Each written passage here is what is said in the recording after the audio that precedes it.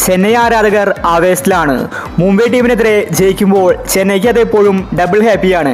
കാരണം ചെന്നൈ ടീമിന്റെ മുഖ്യ ശത്രുവാണ് മുംബൈ ടീം.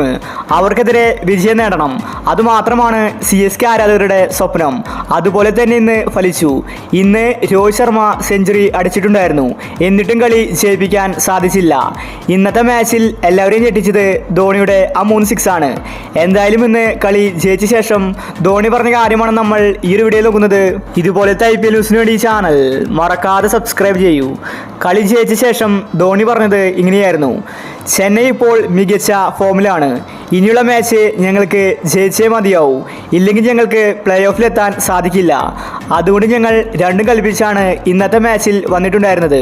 മുംബൈ ടീമിൽ ഞങ്ങൾ ഏറ്റവും കൂടുതൽ വായിക്കുന്നത് രോഹിത്തിനെയാണ്. അവൻ ഇന്ന് സെഞ്ചുറി അടിച്ചു. അവനെ ഞങ്ങൾ പൂട്ടാൻ ഒരുപാട് ശ്രമിച്ചു, പക്ഷേ രോഹിത്തിനെ ഔട്ടാക്കാൻ സാധിച്ചില്ല.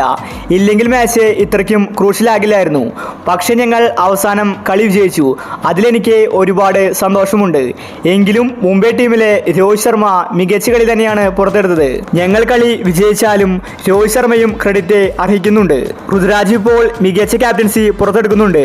അവന് കാര്യങ്ങൾ മനസ്സിലായി വരികയാണ്. എനിക്കിന്ന് ബാറ്റിങ്ങിന് അവസരം കിട്ടി, അതെനിക്ക് ഒരുപാട് സന്തോഷം തരുന്നുണ്ട്. എൻ്റെ അവസരം ഞാൻ കൃത്യമായി നിർവഹിച്ചു. 3 6 അടിക്കാൻ എനിക്ക് സാധിച്ചു. വരുന്ന മാച്ചിലും ഇതേ കളി ഞങ്ങൾ ആവർത്തിക്കുമെന്ന് MS ധോണി വ്യക്തമാക്കി. CSK ആരാധകർ ആവേശത്തിലാണ്. അവർക്കിനി ഒന്നും തന്നെ പേടിക്കാനില്ല. കാരണം മുംബൈക്കെതിരെയാണ് അവർ ജയിച്ചിരിക്കുന്നത്. മുംബൈക്കെതിരെ എപ്പോൾ ജയിച്ചാലും CSK ഫാൻസ് സന്തോഷത്തിലാണ്. അതേസമയം തന്നെ രോഹിത് ശർമ്മ സെഞ്ചുറി അടിച്ചിട്ടും മുംബൈക്ക് കളി ജയിക്കാൻ സാധിച്ചില്ല. അതിൻ്റെ വിഷമം മുംബൈ ഫാൻസിനുണ്ട്. എങ്കിലും രോഹിത് ശർമ്മയുടെ പ്രകടനം എടുത്തു പറയേണ്ടത് തന്നെയാണ്. ഒറ്റയ്ക്ക് നിന്ന് 105 റൺസാണ് രോഹിത് ശർമ്മ അടിച്ചുകൂട്ടിയത്. സൂര്യ ഇന്ന് ഫോം ആയെങ്കിൽ ഒരു പക്ഷേ ഇന്ന് മുംബൈ കളി ജയിച്ചേനെ. അപ്പോൾ ഇതുപോലത്തെ IPL ന്യൂസിന് വേണ്ടി ചാനൽ മറക്കാതെ സബ്സ്ക്രൈബ് ചെയ്യൂ.